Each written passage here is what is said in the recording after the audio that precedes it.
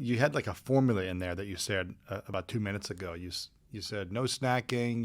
You said a few other things. Can you share that formula again? Yeah. So one, you want to cut down the sugar because sugar is not good, and I think everybody agrees on that, right?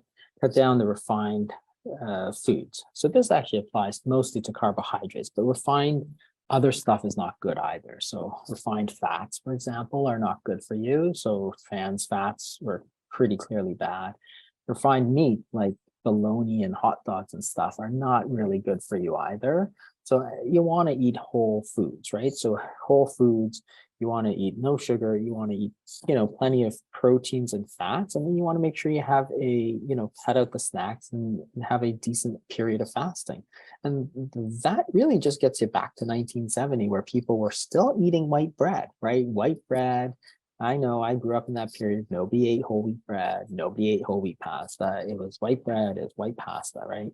But you didn't eat all the time. That was the big difference, right? And it was the same everywhere you went. And the Irish were eating potatoes, the Chinese were eating rice, the Japanese were eating rice.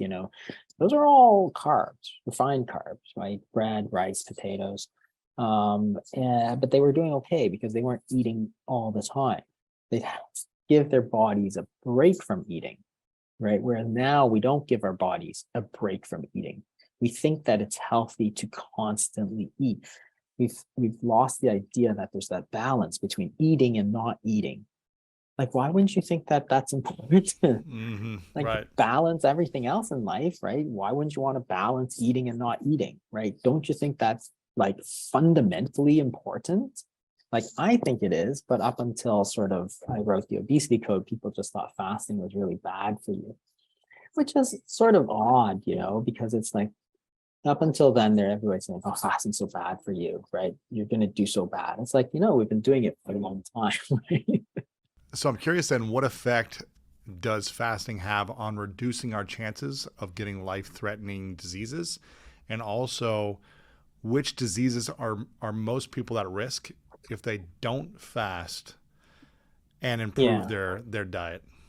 Type 2 diabetes is probably the biggest one. And the reason is that it's a huge one, it's become an epidemic. So lots of people have it.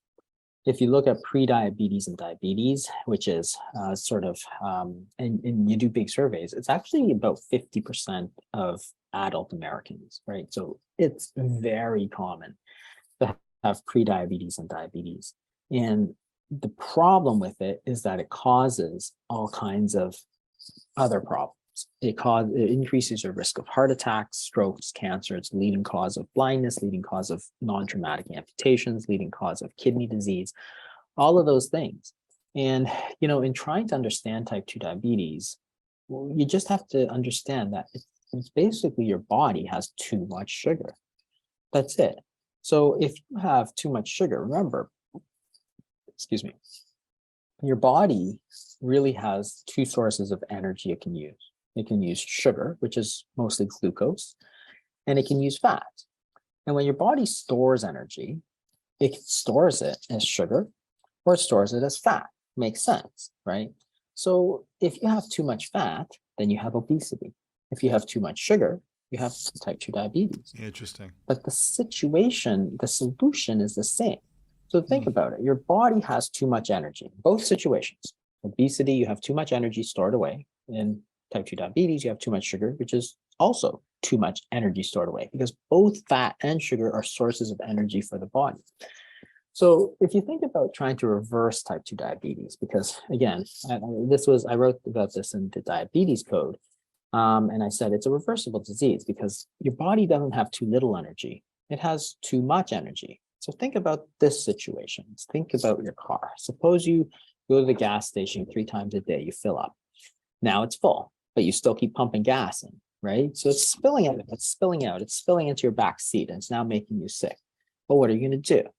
Well, here's what you wouldn't do is keep going to that gas station 3 times a day, right? It's ridiculous. You do two things. One, stop putting gas in. And two, drive that car around so that you use the gas that's there. That's Hmm. what you would do. Now think about your Burn the body. gas. Burn the Burn the gas. gas, exactly. Think about your body. Your body has too much energy. What are you going to do? One, stop putting it in. Two, let it run without putting it in for a while. That's intermittent fasting. That's all you have to do. And think about this situation. You've got a disease state which is becoming an epidemic, which contributes to heart attacks, strokes, cancer. But you have a solution which is completely free and has been used for thousands of years, which is not anything more complicated than let your body run off of the fuel that's already sitting on there. Mm-hmm. Is it fun? No, it's not fun. Is it healthy? Yes, it is. In those situations, very healthy. And people used to say, well, people won't do it. It's like, my job as a doctor is not to tell people what they will and won't do. My job is to tell them how they should get healthy, and I'll help them, right? So if fasting is a good solution, which I believe it is, then I'll help them. Whether they do it or not is up to them, right? But the point is that it's free, it's simple, it's been used for thousands of years. It's available to everybody. You don't need special equipment. You don't need a special diet. You don't need a special anything. Everybody in the world can do this at any time, like literally like today, tomorrow, anytime they could do it. It's not like, oh, I have this great drug for people. Yeah, but except it costs $500,000, right? That's crazy. No, fasting's not doing do that. You're going to save time, you're going to save money, and you're going to get healthier. So what could be better than that? Like, it's a crazy situation where we have this huge healthcare issue, but the solution is completely free, which explains why there's so few people telling you to do it, because who's going to make money on it, right? And that's not my concern. My concern is telling people what they need to do to get healthy, right? Yeah. What do you think is the biggest mistake people make when it comes to fasting then? I think the single biggest mistake is sort of overeating afterwards. So you fast for a period of time, then you say, oh, well, I deserve that ice cream. It's like, you could do it, but you're going to sort of get a lot less benefit. You're going like, you got a great benefit from the fasting. Now, you're losing some of that because you're eating the foods that you didn't eat. And that really is a temptation for people to do. And I think it's natural, and we've all done it. And, but the point is that after you fast, you should really just eat as normally as possible. So if you eat, a normal breakfast, normal lunch, normal dinner, the next day is your fasting day. You don't eat breakfast, you don't eat lunch. You should eat a normal dinner. Don't try to eat all 3 meals crammed into one, right?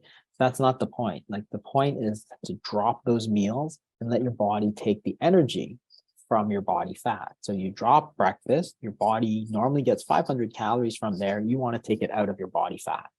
Same thing for lunch. If at dinner, instead of taking 1,000 calories, you decide to stick in 2,000 calories, well, you've negated a lot of the benefits that you should have gotten, because that energy is going to go in, right? So the good thing is that it's hard to do that. So when you restrict the time and you don't tell people what to eat or how much to eat, they actually naturally eat less. So it's actually an interesting thing, because this gets to the question of hunger. So there's, in terms of weight loss, there's sort of 2 big issues that trip people up. One is metabolic rate, and 2 is hunger. So hunger, people think that hunger will just go up like this with fasting.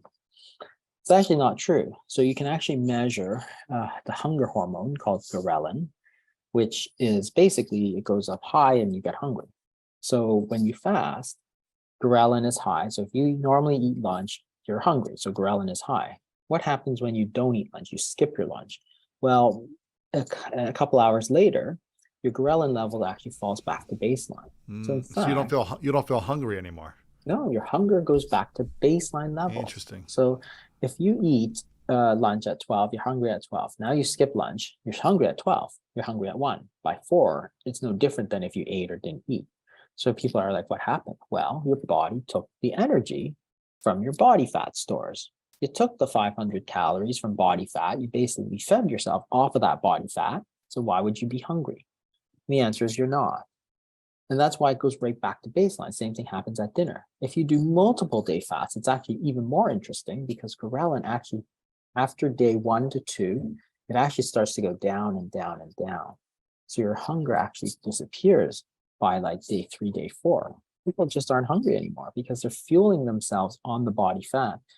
And I think it was actually a sort of protective mechanism, because if there was a prolonged period where you weren't eating, I think the body evolved so that you wouldn't be constantly distracted.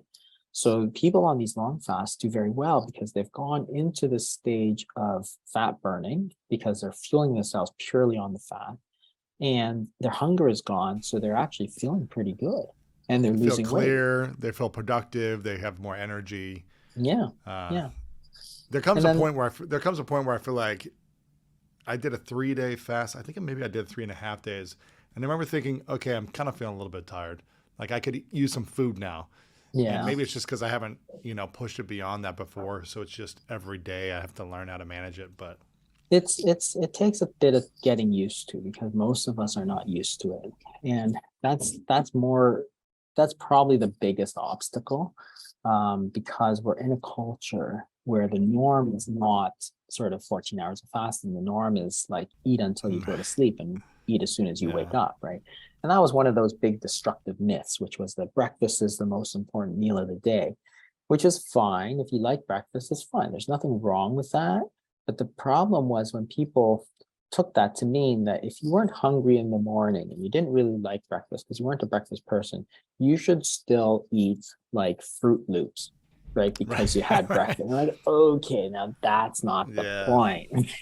Eating sugar and, refined carbs is not a good strategy. You're better off not eating. Once you understand that it's the environment that's more important than purely the knowledge, then you can make those changes.